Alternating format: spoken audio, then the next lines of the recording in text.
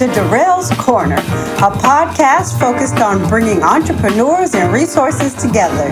Hosted by Darrell Tennie, CEO of the Tennie Group.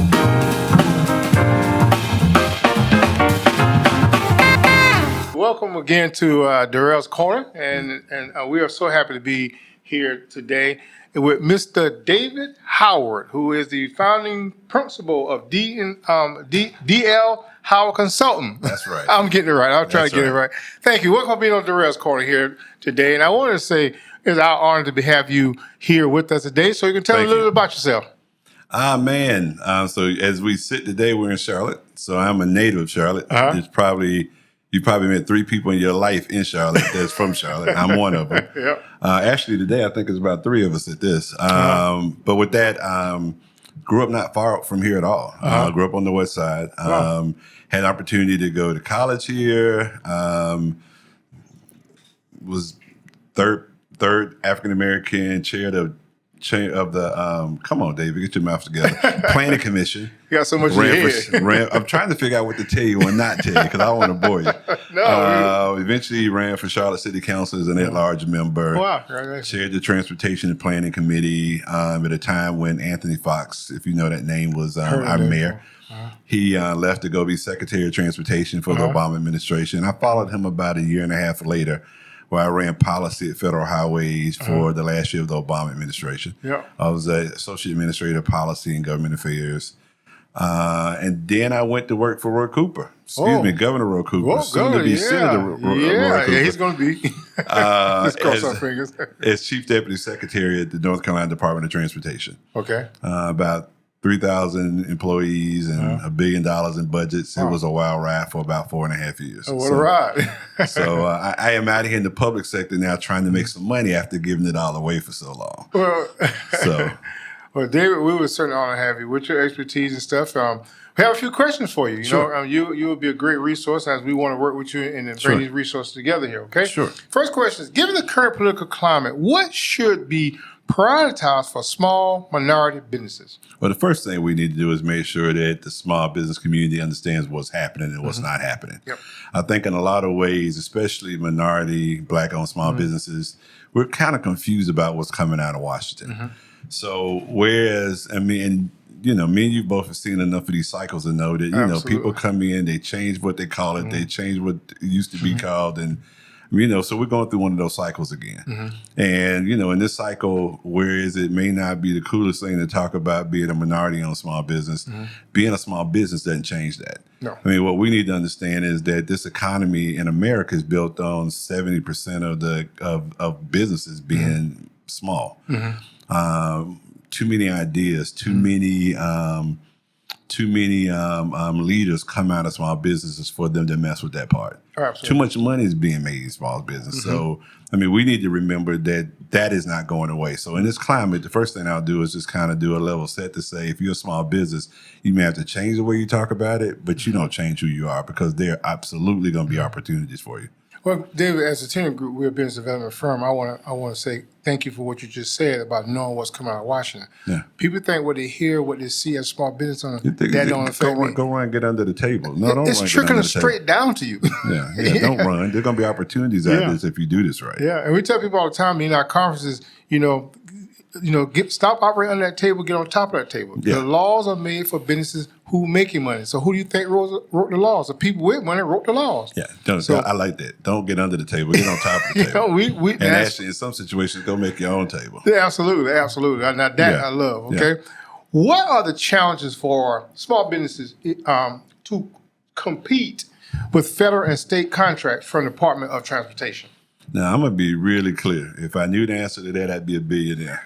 Because it is alphabet soup. It's DBE, ACDBE, is HUB, it is SPSF, it's every acronym you can think of.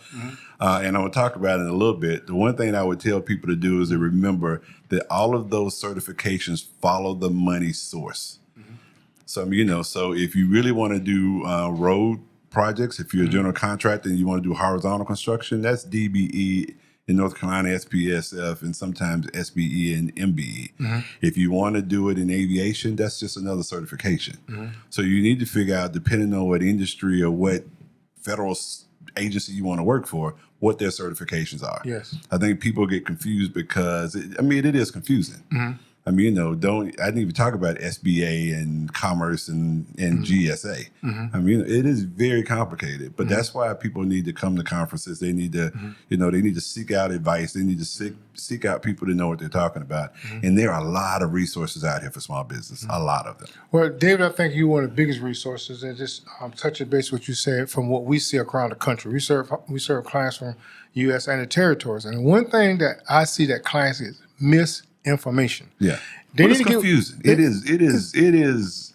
I mean, if you don't have somebody to help guide you through it, you just put the book down and say, I don't want to do that. And this is something that you can do for those business owners out there, correct? I'm trying. Well, that's what I'm doing. Well, one of the things I want to emphasize, I get tired of seeing everybody say, my sister cousin friend who worked for Walmart counting money can do everything like this here. That ain't what I got. I got a dump truck, David. Give me some business. I used to tell them at the state of North Carolina, you need 20 dump trucks to get a contract. Absolutely. You can't get it one dump truck and get business. I want people to seek people like you to get the right advice, because that what makes, like we say, we making people sustainable, be scalable. Well, they need to be scalable, but to be sustainable, they need information like you can offer. Okay? Absolutely. All right.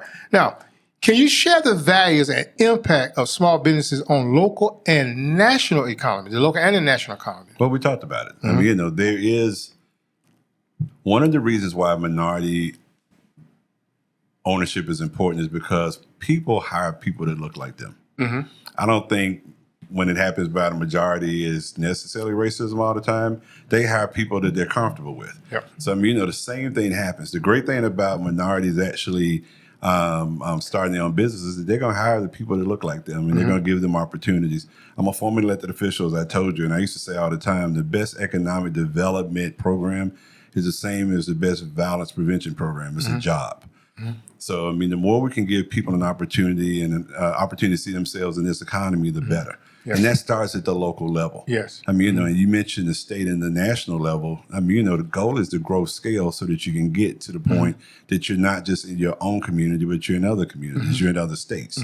Heck, if you do this right, you're in other countries. So, I mean, some of what you're talking about is just kind of how we build generational wealth in our communities, is how we start to pull our community out of the slump that has been in for too long. And that's giving people an opportunity to be part of this economy. Exactly. That's why we have so much crime. They don't see themselves in our economy. And one thing I want to add is that as we have built on like your perspective, diversity. Yeah. Diversity in your workforce. Sure. You know, can you want to touch base on having diversity in your workforce? Well, it goes both ways. I mean, the point here is that, there's a reason why soup is good. It's because you put a lot of stuff in it. There you go. So, I mean, and I've never used that analogy before. I'm going to have to remember that You one. remember that one now. Come back. I will use that one again. We're going to have it right here recorded. But, okay? I mean, that variety helps things feel better. Absolutely. I mean, it opens you up to other customers. It opens you up to other opportunities. It opens you up to other understandings about your employees, and you become a better boss. You become a better company. You become a better provider of services and goods to the community when you have the diversity, and people can tell you, you may not want to say that way. Exactly. That's offensive, or no, this is the way they like to hear it. I mean, that's what you get when you have the diversity in your shop. Absolutely. Final question. Yes, sir. What is the best way for businesses to scale and grow their business? Briefly. Again, if I knew that, I'd be a billionaire. But I'm going to tell you, in this transportation world, what the advice that I would give is understand where the gaps are. I'll give you a quick example. When I first got the job as Chief Deputy Secretary, again, everybody got a dump truck. Yeah. Secretary at the time, Jim Trogdon, said, if we had companies that could do paint marking, striping, right? They would go out to Eastern North Carolina and Western North Carolina. We could keep them busy as primes. Yeah. We often don't figure out where we can fit in and do it on our own by doing some gap analysis work. Okay. I mean, what he told me is that if I can get somebody with a paint truck to come east and live there for a while, I can keep them busy. Yes. I mean, and I did the math. A paint truck costs the same as 2 dump trucks. So I started telling those people that were buying 1 dump truck, don't buy another one. go buy a paint truck, There you go. and then go east or go west.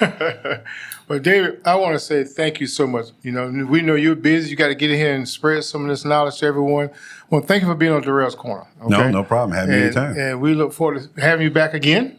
Sure. On here and stuff, and so we, want you to tell everybody they're gonna be able to see us on Darrell's Corner. We'd love to put it on your LinkedIn and everywhere so everybody can see it. We're gonna get you to expand out of Nightdale into Charlotte. Oh yeah, we're looking forward to it. Now we serve clients throughout the United States and the territory, but I need you to have offices. we're ready. We'll talk okay, about we're ready to sign a lease. right. Okay, David, thank you so much. Thank you for being on Darrell's Corner, and we look forward to talking to you. And you clean, brother. Oh yeah, thank you so much. Now, wait a minute, I'm trying to be like you. All right. Thank you, David. Thank you so much. All right, that's Darrell's Corner. We look forward to thank y'all for being here. Stay tuned. We've got more to come. Well, welcome back to Darrell's Corner. We are very fortunate to have with us today Miss Lawana Mayfield. Okay, she serves on the Charlotte City Council member at large. Miss Lawana, thank you for being here on Darrell's Corner. Thank you for the invitation. So please tell everybody the wonderful things that you're doing and let us know a little bit about you. So there's a lot that I do, but mainly serving in local office. I've been in that role for 11 and a half years, served as a representative as a district. Some communities have wards. Here in Charlotte, we have districts. So we have 7 districts represented and 4 at-large members, making us a total of 11 council members with a mayor. We are a council manager form of government, so not a strong mayor. The manager runs the day-to-day of the little over 9,000 employees. So we are basically a board of directors. We set policy, we review contracts, we approve or deny potential contracts with business partners. Wow. Well, Ms. Lawana, I know you get a lot of questions now. Quite a few. Now, Yes, sir. what you know is who you know. Every day. One quick question. Another one. Can you share the value and impact of small businesses on the local and national economy? We know that our small business community is the backbone of this nation. They know it too. It's not the billionaires who are out on yachts and renting out islands or attempting to take themselves to the moon for 6 seconds. It's that everyday small business. You're the ones that's providing the cones on the street when we're doing construction. You're the ones that's doing the striping for the new lanes. You're the ones that's doing the grass cutting for that corporate business or within government. It's that small business owner that's really keeping us running as a nation, not the big companies. And 18 companies own everything. So for you to maintain your small business, forget that idea that you're supposed to scale up to sell your business. Scale up to grow your business for it to be a generational business versus selling it to somebody else. Absolutely. And I use one analogy. I always say an ant bite sometimes hurt worse than a dog bite. Yes, sir. The small things matter. Real quicker for the sake of time, one final question. What is the best way for businesses to scale and grow their businesses? If you're dealing with the government, the first thing you need to do is learn your local government. Yes. If you're in South Carolina, then you need to sign up to be a part of their business program. If you're in Charlotte, North Carolina, we have the CBI program. We want you to be registered with the city. You also need to be registered with the state because that is a great way for you to be in line to receive whenever a RFP goes out. And for those that don't know, the request for proposal for government contracts, but everything still goes back to networking. You need to identify what is the skill set you're bringing, who needs that skill set, and then get in that room to convince them that what you're bringing to the table is exactly what they need. Well, I want to say, I said it wrong earlier, Councilwoman Ms. Mayfield, thank you for being here. We're looking at the Spanish operation. We serve clients across the country, but we're looking to open an office here in Charlotte. And I'd love to have you back on our podcast, but I'd love to have you have a conversation with you on how we can make sure that information and opportunities are being given to our small minority limited resource business owners. Thank you for the opportunity to join you today. Thank you for being here. It was our pleasure to have you here today. Okay, look forward to talking again now. This is not the last time though, okay? It will not be. All right. Thank you. Thank you. Good morning again. Afternoon, I should say. Welcome back again to Darrell's Corner. Right now, we have the pleasure of having Ms. Karen R. Jenkins from KRJ Jenkins, KRJ Consulting. Yes. Okay. Welcome to Darrell's Corner. Thank you for having me. Ms. Jenkins, tell us a little more about you. So I'm Karen Jenkins. I'm the founder, president, and CEO of KRJ Consulting. We're management consulting based in Columbia, South Carolina, with offices in Charlotte, My hometown. DC, and Dallas. If you're familiar with Deloitte, Boston & Boston, Pricewaterhouse, Accenture, they're the larger versions of us. We provide workforce and organizational development services to the federal government, municipalities, and the private sector. Well, one of the things about it, I love what you're doing and stuff. Because, for the Tennie Group, what we do, we build business development. A couple of questions we want to ask you for people for the second time here. Can you give me the current political climate? What should business priorities for small minority business be today? So, and it's odd that you say that, and I'm on this campaign right now. So as a minority business, what we tend to do is if our elected officials are not elected, and I'm from South Carolina, so we're a red state. My home state, I should say. Mine too. But what happens with us is that we go dormant, we go quiet, and we think that the person that's in the office that holds the seat, that we didn't vote for them, so they're not representing us. But in reality, they are representing us. And if we don't get out of our own way and make connections with them and talk to them and let them know firsthand what our specific challenges are, then they don't know them. And the only thing they hear is from their constituents. So the first and most important thing I would say is that reach out to your representatives, regardless of what side of the aisle they stay on. Because when you talk about money, it's green. It's not blue. It's not red. And when you're trying to grow your business, you're not going to stop being in business depending on who your elected officials are. So you want to make sure that your elected officials know who you are, know the challenges that you're having, and ensure that you have a voice at the table as well. And one thing I want to say real quickly is that a lot of their businesses don't know those elected officials are there to represent them. All of them, regardless of what side of the aisle they are on. They are there to represent all of us. Absolutely, absolutely. Now, what are some of the challenges for small businesses to compete when federal and state contracts from the Department of Transportation? What are some of the challenges? So a couple of challenges. I just shared this with the group. So for example, as a small business, you're small, and a lot of the Department of Transportation contracts are huge. There's focus on trying to debundle some of them so that you have opportunities that we can go after. But as a small group, we can come together because, in my opinion, 50% of something is better than 100% of nothing. Absolutely. So in those cases, find partners that if, for example, if you're hauling and the job requires 10 trucks, but you only have 5, then partner with other small and minority-owned businesses that can bring the other half of that. And then you guys go after the work together and do sharing. Like what you said, the word we use in the business community all the time is subcontracting. Yes. And a lot of our businesses don't understand how to subcontract. And that, what you say, is very crucial, okay? Now, can you share the value and impact of small businesses on the local and national economy? Well, I can tell you that most people don't realize that 99.4% of all businesses are small businesses. Absolutely. You think about the big monstrosities and you think that they're the larger majority, but they are not. And all of those larger businesses also depend on the small business community for their services as well. In South Carolina, for example, we just got an announcement that Scout is coming to South Carolina. They're going to have a 1 million square foot facility in Blythewood. Scout. Well, they also have a huge entourage of businesses that are going to be coming in to support them. And they all have to be within, I think, maybe 50 to 100 miles from the facility. That's growth. So what we need to do is understand our strength. We need to figure out what specific services we offer, who is our ideal client, and then pursue those relationships and continue to grow and prosper. We've had this throughout the podcast this morning, understanding relationship. And I say again, it's not what you know, it's who you know. More importantly, who knows you? Exactly right. I like that. And the final question is, what is the best way for businesses to scale and grow the business? So I will tell you from my experience, the best way to scale and grow your business, one, you have to have a system in place. I learned the hard way that I can only grow as far as my cable tow would take me, which meant that I have so much capacity. When it's time for me to grow and scale, I have to develop systems.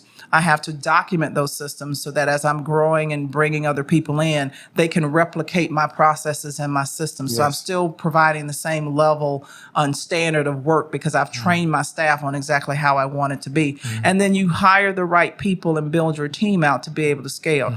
The challenge, I will say, is you don't want to scale too fast, because people that scale too fast find themselves not having the capacity, the access, or the capital to be able to do so. Having some form of line of credit before you need it, dealing with a bank, not a teller, having a small business banker that supports you and understands what your needs are very important to be able to scale effectively. Well, one of the things you want to say finally is that I spent 20 plus years in corporate America, and people ask me all the time, say, what is the biggest thing that you bought from corporate America? I say simple.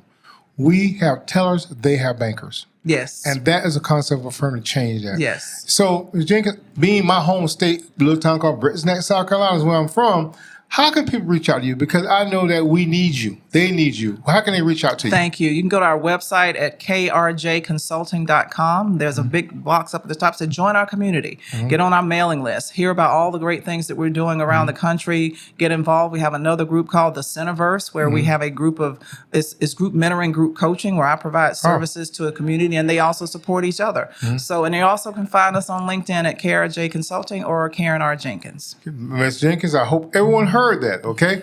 And thank you so much. Now, hopefully it's not the last time you're on. We have an office in Florence, South Carolina, and Spartanburg, South Carolina, and from healthcare to even our firms. But we look forward to talking to you again. I hope this is not the last time you're on Darrell's Corner now, okay? Thank you for and having we'll reach me. out to you. Thank you. Thank you again. Darrell's Corner. We look forward to seeing you soon. Thank you. Okay, welcome to Darrell's Corner. I have two distinguished gentlemen here with me today. First, I have Mr. George Metz, founder of Synergy Emerge. Yes, sir. Now, I want to make sure I said it right. And also, now, wait a minute, we got the brother over here now. That's right. Mr. Anthony Brooks. He is the enrollment management for the Board of Trustees, if I say it right, enrollment management and the Board of Trustees of Livingstone. That's right. Also has on Anthony Brooks Menswear Stylist. Did I say everything correct? Anthony Brooks, and Vice President of Enrollment Management and Board of Trustee Liaison for Livingstone College. Make sure we get all in that in there now, okay? Okay, I do apologize. No apology necessary. Yeah, so Mr. Brooks, we'll start with you. As you can tell us a little more about yourself and what you do, we got a couple of questions and let's carry the conversation. Okay, great. Thank you so much. It's an honor, pleasure to be here with each of you today. As the Vice President for Enrollment Management and Board of Trustee Liaison, I actually run or oversee the enrollment for Livingstone College. Okay. Board of Trustee Liaison, actually work directly with the president and work with the Board of Trustees. Wow. And so we're excited about that particular opportunity. And in my second life, at Anthony Brooks Menswear Styling, so I help young men enhance their image, to help them enhance their lives and take their lives to the next level from an image perspective. And do personal shopping as well for young folk to help them do that. Not many times young men have the opportunities to be able to do it or learn it effectively, and I help young men do that as well. Well, Mr. I'm sorry. Oh, no. So that's what I do. But in terms of managing that whole program for the institution, we've been successful in ensuring that we've built up the enrollment for Livingstone College over the past year and a half. We've increased new student and overall enrollment for the college by double-digit increases over the past year and a half. Not only increased the quality, but also increased the quantity of the student body at Livingstone College. So we're happy about that as well. Well, I'm shouting out my HBCUs. I'm a South Carolina State Bulldog now. Yes, but yes. I'm shouting out my HBCUs, okay? Yes. Now, Mr. Metz, want to tell us about yourself? Yes, sir. George Metz. I am, as you said, owner and founder of Synergy Emerge, and primarily our focus is on early career talent development. We have a great interest in intergenerational connectivity within the workplace. So right now you have about 5 different generations that are active in the workplace, from baby boomers on down to Gen Z, and then who's next, right? We got, and so we have all of those different individuals coming together, those groups coming together, and that can cause friction many times in the workplace. And that's the problems that we solve through training, coaching, and talent development. Yeah. I just left for conference in Spokane, Washington, Foundation. And one of the biggest things they talk about is that workplace, getting the employees, and that's the biggest cost. And I'll be honest, one of the biggest things that was the biggest part of our conference was AI in the workplace now. Yeah. We toured some facilities that's robotics and stuff and how it's changing the workplace, but still there's still issues in getting people in the workplace. Yeah, Okay. yeah. And so AI is becoming a big part of that and cutting the biggest cost of workplace enrollment. Well, I have a few questions, to want to ask each of you. Yeah. Okay. And we let everyone take turns in saying that. And like I said, everyone knows the political environment we're in now. So let's get the elephant out of the room. Yeah. Given the current political climate, what should be priorities for small minority businesses? Who wants to go staff first? Yeah. Mr. Metz? Well, that's a great question and one that deserves thought. So I want to think about it before I just say it. I think about, where we're at and, as a society, the reality is it doesn't matter. Mm-hmm. Like at the end of the day, the work Mm-hmm. that you do, and if you are a business owner, Mm-hmm. you have to exemplify excellence. You have to produce excellence. Mm-hmm. And it doesn't matter. I mean, reality, again, like black, brown, red, blue, you got to produce excellence. Absolutely. And there was a great conversation that was had earlier, like that, oftentimes we have to do more. And I agree. But it has to go with the understanding that I firmly believe where there's scarcity at, there's substantial value. The current political climate, okay, what should be the priorities for small minority businesses? I would say continue your journey of being educated, making sure that Absolutely. you know the market, understand the market, and can speak to the market and serve the needs of the market. If there's no demand, then there's really no business. And so I think being educated in any way that can be. There's multiple ways to be educated. You can choose the college route. You can take courses online. You can meet with individuals who have done what you are pursuing. But at the same time, it's important to make sure those things are in place and continue to evolve. Nothing stays the same. No. Enrollment management is different 20 years ago than it is now. It's a different climate. So we have to constantly stay on that education track. The other piece would be making sure that you, again, your image is up to par. Oh, I mean, absolutely. folk like to do business with folk who feel as though they're worthy of doing business of. And if that image is not, whether it's the image of the front facing of your business, who your representatives are, how you present yourself, is critically as important as the business. Because people, again, you make that first impression. You don't get a second chance to make your first impression. And so those impressions are just as critical. But I think those two things are super important. And the third thing would be exposure. You have to be exposed, whether it be your business, whether it be yourself. All those things are critically important to making sure that you are ready and prepared to do business, and folk are aware of your business, are impressed with you, and then you in the right circles so business can be conducted, so that your business can, of course, flourish. Now you talk about the image. One thing that our firm, we are not only a tax account, we're a business development firm. Right. And one of the things I do, like I said earlier, people ask me all the time, saying, what is the biggest thing you bought from corporate America? Right. And I tell people simple. We have tellers, they have bankers. And I want to change that, okay? It's that image that we prepare our businesses when they walk in front of financial institutions. It's the image that we prepare when you talk to subcontractors. We build the business from the individual. We want the individual not to be responsible, but the business be responsible. You only get one social security number, but I can give you multiple EIN numbers. Right. I can change structure on EIN number, but I can't change the social security number. And you talked about exposure. We have to be exposed, but at the same time, educated enough to have a conversation and our image is who we present ourselves to. Sometimes you only get one shot. That's good. Okay? So, next question. What are the challenges for small businesses to compete and win federal and state contracts from the Department of Transportation? Whatever challenge you think it may be, or what are some of they have in competing to get those contracts? Yeah. Well, that's not primarily my industry, right? I understand. Transportation. But what I would say, like any industry, any account you're going for, relationships matter. Period. So Period. yeah. Relationships. Mr. Brooks? Yes, I would say I'm going to go back to the education piece, educating oneself on the path to securing those types of contracts. Yes. You have to know the right process. You have to know where to go. You have to know who to connect with. I think that has a whole lot to do with it. Exactly. And a lot of times we don't really know where to start. We don't. We don't know where to start. So I think learning that is still part of the education again. Once you learn that, now you can start building the networks, Yes. building connections, Yes. and having people that are interested in wanting to help you understand it better. And those types of connections can, in a lot of cases, can help you get to where you are trying to go. Absolutely. But they has to be built. And I Built. think that putting yourself in a position to learn those things put you in a position to be able to do that. You can't just want that. You have to learn how to, what is Do that it. path? Exactly. But getting educated on it, I think that helps tremendously. And that's called structure. How do we structure ourselves? I always say primarily it's not how much money we make, who receives the money we make. Yeah, We don't want you to receive the money. We want your entity to receive the money.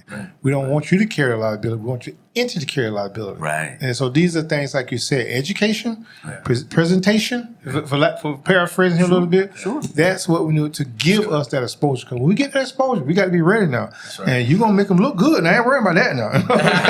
Okay. Thank you. Can you share the value and impact of small businesses on our local and national economy? See, a lot of people think that, wait a minute now, I'm selling some cookies out here, but hold on now. Family Amos cookie, he started off in the kitchen.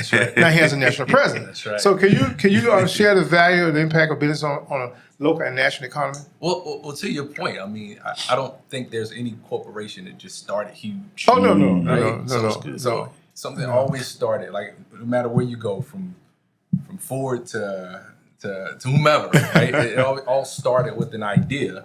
Many times in a garage. Yep. And then it Kitchen. the kitchen. And it turned into an empire. Yes. And so I think you can't discount the small business, right? No. And I think there are some organizations, some businesses that their desire is to maintain their small structure, right? Their small status. That's not everybody's desire, right? They want to grow the mid-cap businesses and on up. But I think, as my friend Anthony said, like it's about supply and demand. So if there's demand there in the marketplace, like you owe it to yourself and you owe it to your consumer to organize and to build a system, to build a structure in place that where you can grow. People walking in our firm, the first question I ask, how big do you want to be? Yeah. And I tell people when they walk in our firm, because you walk in our firm, I'm out to you're in the business, we take care of the company. I work for a global company, Revlon Cosmo was the last one, Body Shop. I work for both Jenkins. Yeah. The thing about it, I want people to understand global economy, that we can be able to global reach, especially with the internet and all like that. That's right. But one thing I say to people all the time, I wore Converse before I wore Nike. Yeah. Come on, Doc. Don't think that, because now remember that thing called MySpace? Yes. Right. Anybody heard Facebook lately? Or right, Meta that's right, now? that's right. So don't think the person who's there now you can't replace them tomorrow. That's right. So I tell you all the time. I wore good. Converse before. You remember Dell computers? Yes, now right. you see what I'm saying? Look at where we're at today now, okay? Yeah. But I wore Converse before with Nike, so we could be bigger. Now, Mr. Brooks, that same good. question to you. Yes, sir. Can you share the value and the impact of small business and local and national economy? Well, the value is it's popular to do business locally. Yes. You see businesses that say, we're locally owned and operated Yeah. or managed locally. Uh-huh. People like that. And I will tell you that even at Livingstone College, we have several programs throughout the year. We intentionally look for local folk Yes. to do business with. They're right there in our communities. We can touch them. We do business with folk we can actually touch. Now, those aren't the only people we do business with, but it also makes a difference. Absolutely. You can sit down across with someone and have a good understanding. You have a challenge, you can reach back out and touch them. Absolutely. You can text them. You're not talking to 3 or 4 secretaries to get in front of folk to be able to Absolutely do not. things. Absolutely So not. those types of connections are work very, very well. So we appreciate those types of relationships. So I think there's value in being a small business, owner, doing business locally and us connecting with them. And so again, we don't necessarily we're not necessarily against large businesses and large firms, but I think there's a whole lot of value when there's a small business that wants to do business with other individuals, when we can seek and touch them. And I'll be very honest with you. We work with several vendors. My department, I can't speak for the whole college, but my one department, I have a vendor that I'm working with. I started working with him in 2001. Wow. 24 years later, as the owner of that company, $1 million firm, he still picks up the telephone and he calls. Now, he hasn't always been this size where he was 20 years ago, but he still drives to the campus and still does business. I know his family, those types of things. So when things are needed, although in a lot of different situations you have to bid, but when it's not a bidding opportunity, you have someone that you can reach out and touch. And I think that helps with business. I think it helps with negotiating. I think there's a benefit in being a small business and connecting with individuals locally, because I think it helps us build good relationships. And everyone knows the cornerstone of business is what? Relationships. It's all about relationships. And being a small business, like you said, can be our advantage. And I said in my earlier segment, I use an analogy all the time. An ant bite sometimes hurt worse than a dog bite. It's the small things that matters. Wow. And we fail to realize that. I spent those years in corporate America, and we don't understand the small things that matters in corporate America, in business, okay? Now, final question. What is the best way for businesses to scale and grow their businesses? Mr. Metz. Yeah, reach out to you. Amen. But you know what? I'm going to say, let's reach out to us. Yeah. You know, it takes a village. It does. It takes a village. But I think what you're doing primarily, like just thinking about the structure, the bookkeeping, you know, that's forecasting. You know, all of those dynamics in business. Many times an entrepreneur or a creative, like they don't spend energy focused on that. It's like the product development and service. But the operations of the actual business, that's where it can get lost, right? And so I say that with intent, like what you're doing, what your organization, what your firm is doing, like that's what businesses need, you know? Thank you. Yeah. And one of the things I want to say, we create sustainability. I get tired of seeing a lot of times within our communities, we close businesses. Other communities sell businesses. So we have to build a value in our business. That's hashtag. That's so good. Yes, We sir. have to build a value in our businesses where we can sell. So a lot of times put the heart, sweat, blood, tears in it. But at the end of the day, we close. But if we value, understand our financials, understand our structures, pay ourselves from our companies, understand taxation, depreciation, now we're building value to we can sell. So a lot of times people wait for you to close so they can pick up your market. But all you got to do is offer the market to them. Okay? So those are things that we try to do. Mr. Brooks. Okay. That's it. Right I don't know if I have anything to add You got a lot more. to that response. But in terms of scaling, I would just say that make sure that you're you're able to meet the demand, right? Because going out in front of the demand, I think can put you in a position to get back to your point of having to close because you're not necessarily prepared. So let's just make sure that demand is still strong, right? Now you can look at the whole scaling piece. Now I'm going to go back to my first point in terms of the education. Understanding what scaling really looks like, what's required. Okay, making sure you build the right relationships. If there's a relationship with a banker in order to scale, you can't always go back into your back pocket to scale. You may need a bigger entity to help do that. So educating yourself on how to do that, making sure your relationships are strong enough. So if you walk into that bank, your relationship is already established. Because when you need, you don't wanting to scale and needing to scale two different things. But when you need to scale, you got to be prepared to scale. Absolutely. So I believe that those relationships are critically important. Understanding what that's about, and then be prepared to do it. Be prepared to pivot. No one expected COVID to hit. No. But a lot of businesses were quite challenged. And even if they had just scaled and we're not prepared to have to be able to do that pivoting, we also we a word we're tired of, but at the same time, be prepared to pivot. Because you have to be able to change and do different things. The eighth ending may not look like the first ending of a game. So I believe those things will help in that whole scaling process to be able to do those particular things. And I think what you're saying is very crucial because a lot of times people start to scale, and that's our goal. First, to make it sustainable. You run a business, we take a company. That's our motto. But we want you to be able to scale. But I tell people sometimes, once you start scaling, sometimes you got to slow down and speed up.